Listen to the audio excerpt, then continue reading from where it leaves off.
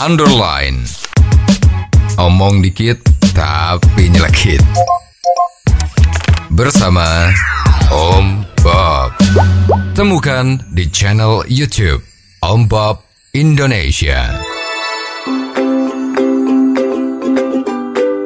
Om Bob, viral video di media sosial adanya pengemudi yang menabrakkan mobilnya ke 3 remaja yang membawa senjata tajam. Bagaimana Om Bob menggarisbawahi masalah ini? Ya, kejadian ini kan dini hari ya. Ada seorang pengendara mobil, itu dalam perjalanannya itu dini hari ya, kurang lebih jam 1 atau jam 2, jam 3 lah antara itu ya, dini sekali. Itu tiba-tiba ada kendaraan roda 2 yang ditumpangi oleh 3 orang. Kelihatannya masih remaja ya, tapi membawa celurit. Ya, celurit yang panjang-panjang itu bertiga. Lah, terus pengemudi mobil tadi itu dia sendirian. Pada satu saat di daerah yang agak lapang, itu 3 orang itu kan tetap jalan di depan mobilnya itu dengan pelan ya, tidak kenceng. Kalau kenceng sudah hilang. Dan itu ditabrak oleh pengemudi mobil tadi itu, sehingga mereka terjatuh. Dan kejadian itu menjadi aneh. Mereka terjatuh, sepeda motornya ditinggal. Mereka 3 orang tadi itu, celuritnya juga ditinggal. 3 orang itu melarikan diri. Nah, terus pengemudi ini lapor ke polisi bahwa dia baru saja telah menabrak sepeda motor yang ditumpangi 3 remaja tadi yang bawa celurit. Kalau begini yang menabrak itu salah atau tidak, Om Bob?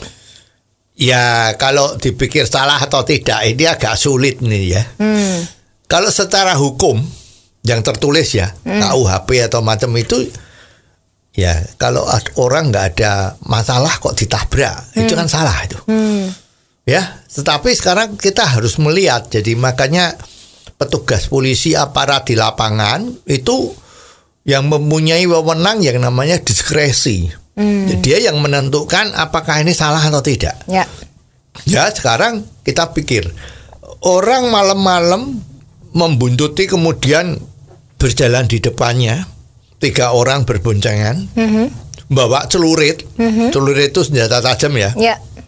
Itu kira-kira membahayakan pengendara mobil nggak?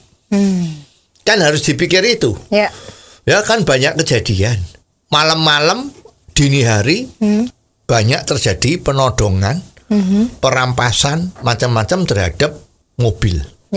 Ya, pura-pura jatuh atau nyegat di tengah jalan. Nah, itu sehingga terjadilah tindakan kriminal terhadap pengendara mobilnya tadi.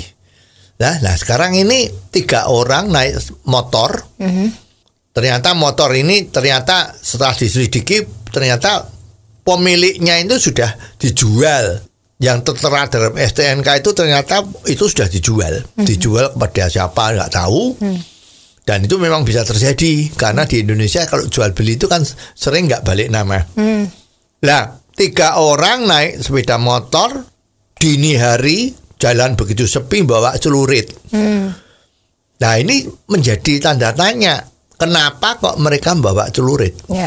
Nah, berdasarkan undang-undang, orang yang membawa senjata tajam itu sudah melanggar hukum. Ya, jadi dia 3 orang tadi itu membawa celurit itu ya sudah melanggar hukum.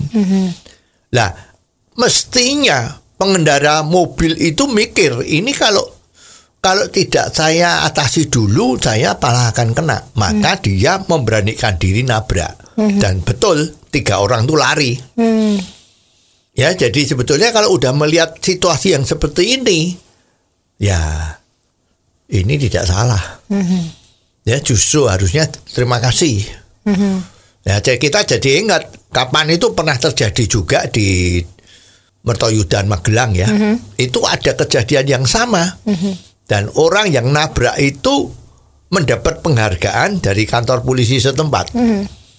Nah, ini harusnya bisa jadi jurisprudensi bahwa kalau ada kejadian seperti itu, ya langkah yang diambil oleh pengemudi mobil tadi itu adalah betul.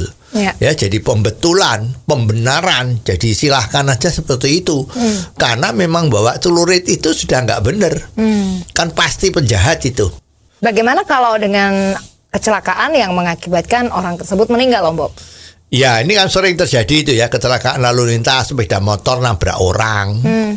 Ya, terus mobil nabrak sepeda motor, macam-macam sehingga menyebabkan korbannya itu meninggal. Ini undang-undang kita memang lebih condong membela yang meninggal. Ya, jadi kalau ada kecelakaan lalu lintas, korbannya meninggal, maka yang menjadi tertuduh utama itu adalah yang nabrak. Nah, sebetulnya ini juga bisa menjadikan pertimbangan yang baik. Kejadiannya bagaimana? Ya, kalau sekarang orang itu naik sepeda motor, tiba-tiba dia belok kanan tanpa memberi sign bahwa dia mau belok kanan, dan mobil itu di belakang itu ada mobil, tiba-tiba belok kanan, itu kan pengemudinya nggak bisa langsung ngerem mendadak begitu, akhirnya kena. Dan itu orangnya meninggal.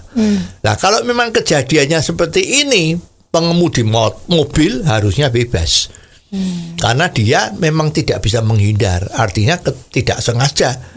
Tidak bisa menghindar. Ini yang cari masalah ya, yang tadi ditabrak tadi itu kan mungkin bunuh diri gitu kan. Dia bunuh diri tapi yang kena orang yang nabrak. Ini kan nggak adil. Ya, demikian juga misalnya ada orang yang jalan kaki. Jalan kaki, tidak lihat kanan, tidak lihat kiri, tiba-tiba nyebrang jalan, itu ada mobil yang lagi jalan kenceng. Terus dia kena, meninggal. Yang salah siapa? Kalau memang kejadiannya seperti itu, yang naik mobil nggak salah. Jadi orang nyebrang tuh nggak boleh seenaknya, juga harus hati-hati. Jangan sampai dia tuh menimbulkan kecelakaan kepada pihak yang lain.